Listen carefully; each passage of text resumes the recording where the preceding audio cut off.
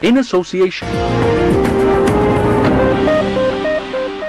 अस्सलाम वालेकुम नाज़रीन, प्रोग्राम में खुश आमदीद। आज कल इस्लामाबाद फॉरनर्स की आमद जगह बना हुआ है।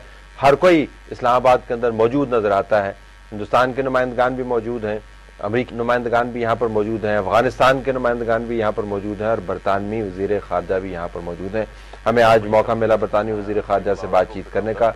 इंटरव्यू पहले से तय पा चुका था। हमारा ख्याल ये था कि इस इंटरव्यू के अंदर हम बहुत से मामलात उठाएंगे, लेकिन वक्त उन्होंने हमें कम दिया।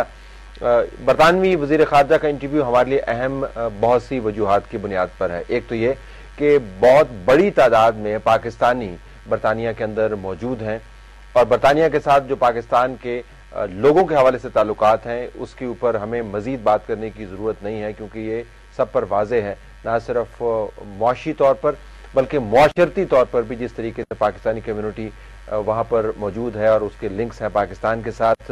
एक कुदरती अमर है कि हम बरतानिया के अंदर होने वाले मामलात के ऊपर नज़र रखें और वहाँ से जो विजिटर आता है उसको ज़रा दूसरे विजिटर्स की निस्बत ज़्यादा अहमियत दें।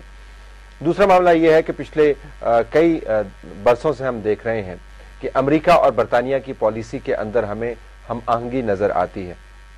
जो हुकूमत पहले बरतानिया में मौजूद थी उसके नुमाइंदे डेविड मिलीबैंड जब भी पाकिस्तान आते थे तो लगता ये था कि वाशिंगटन की ज़ुबान ही बोलते हैं, बल्कि शायद वाशिंगटन से दो हाथ आगे जाके बोलते हैं। हिंदुस्तान के मामले पर जब हम उनसे सवाल पूछा करते थे तो हमेशा ये कहते थे कि अजमल कसाब के ऊपर जो मुकदमात उस हवाले से बने हुए हैं पाकिस्तान की अदालतों के अंदर, आप अदालती मामले को तेज़ तरीके से चलाएं, क्योंकि अगर ये नहीं हुआ तो बहुत बड़ा खसारा होगा पाकिस्तान के लिए।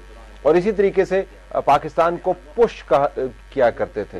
तो पाकिस्तान के अंदर इस्लामाबाद के सफारती हलकों में ही was known as a pushy diplomat. तो क्या मौजूदा बरतानवी वज़ीर ख़ारजा जो यहाँ पर मौजूद हैं विलियम हेग, जिनका हमने इंटरव्यू किया, वो भी पुशी डिप्लोमैट हैं? ये भी हमें जानना था। इंटरव्यू का आगाज़ नाज़रीन हमने किया जो हमारे लिए अहम तरीन सब्जेक्ट है, जिससे मैं पहले कई मरतबा बता चुका हूँ कि हमारा फोकस अब तब्दील हो गया है।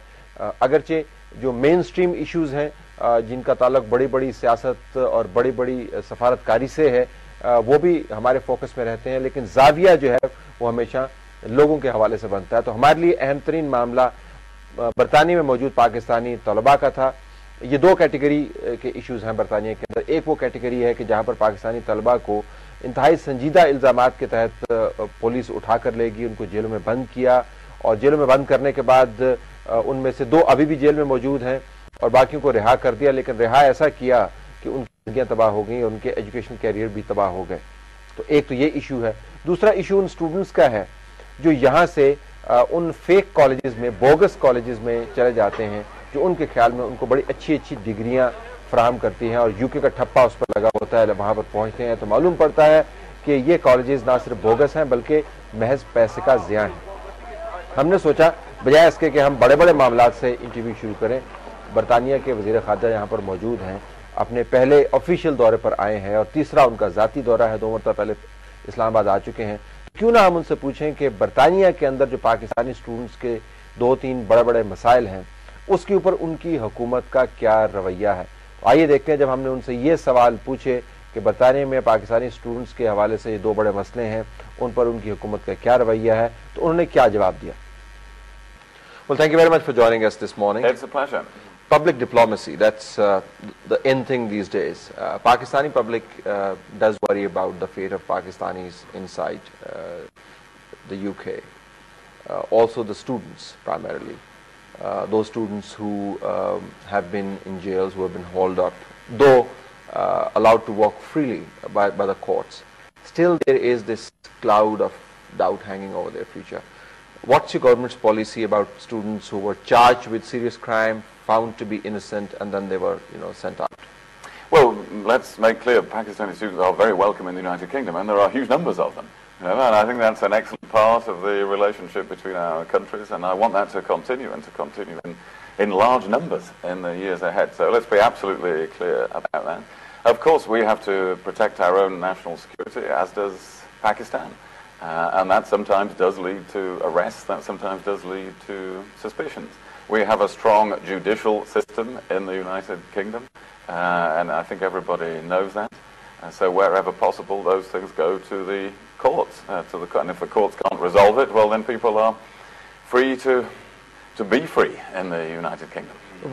The students that I'm talking about, they were actually found to be innocent, but then they were sent out because they were found to be still a threat to national security. The courts cleared them, but they were sent out. When these people move around in Pakistan, they're not exactly ambassadors of goodwill for your country. Is there a policy that you would want to devise to address that issue? Well, it is a court. The Immigration Appeals Court is a court that decided that in those particular cases, in the case of those students, that they were a threat to our national security. So that is a judicial process. Now, I can understand that people will disagree with that they will be unhappy about that. Of course, that is what happens in these situations.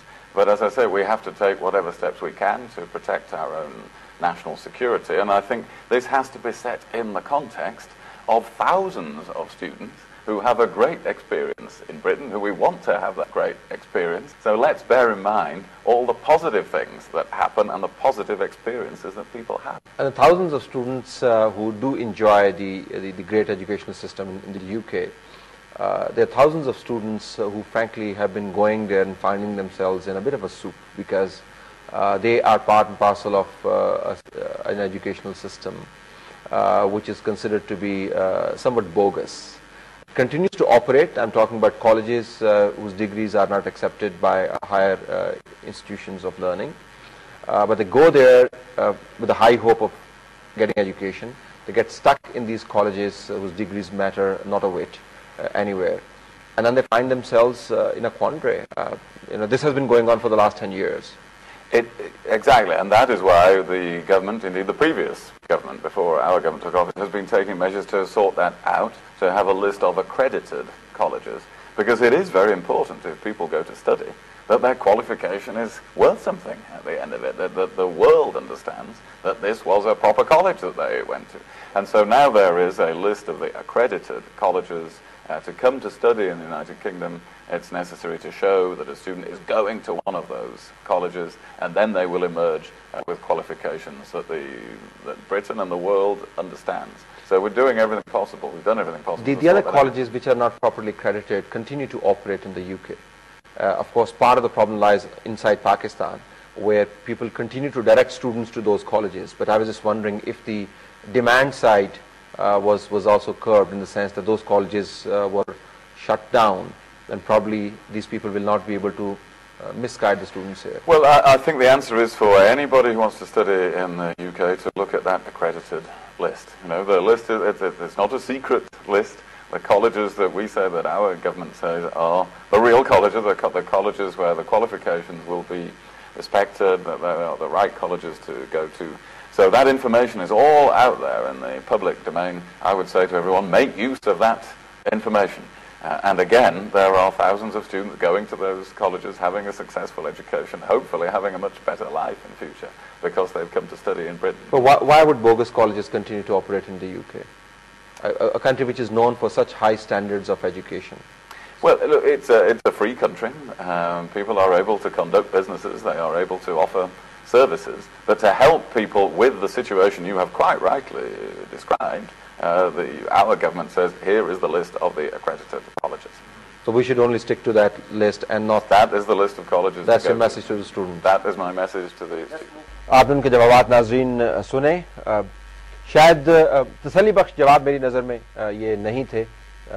नए हैं इस job के अंदर, समझ रहे होंगे कि ये मामला पाकिस्तान के अंदर उठाया नहीं गया, और मुझे लगा यूं इनके इंटरव्यू से कि शायद पाकिस्तान की तरफ से ये मामला उठाया ही नहीं गया हो, क्योंकि अगर उठाया जाता तो उनके पास जवाब कम से कम बने बनाए होते या ज्यादा सेर हासिल किस्म के जवाब होते. वो जवाबात नहीं थे. हम अभी भी ये समझने से कासिर हैं कि जो पाकिस्तानी तलबा इन इल्जामात के बावजूद मासूम ठहराए गए उन्हीं अदालतों से जिनका ये जिक्र कर रहे थे, उनकी जिंदगियां क्यों तबाह हैं, उनके ऊपर सवालिया निशान क्यों लटका हुआ है, और वो तालिब इल्म जो बगैर इल्जाम के साबित हुए अभी भी जेल में सड़ रहे हैं, उसके ऊपर बरतानवी हुकूमत स्टैंड क्यों नहीं लेती. स्टैंड क्यों नहीं लेती नाज़रीन? इस वजह से कि पाकिस्तानी हुकूमत उसके ऊपर स्टैंड नहीं लेती. अगर पाकिस्तानी हुकूमत ने ये मामला उठाया होता तो शायद आज बरतानवी वज़ीर ख़ारजा हमें इसका सेर हासिल और मुस्बत और तसल्ली बख्श जवाब दे रहे होते. बहरहाल ये एक मामला तो जो हमने रेज किया. अगला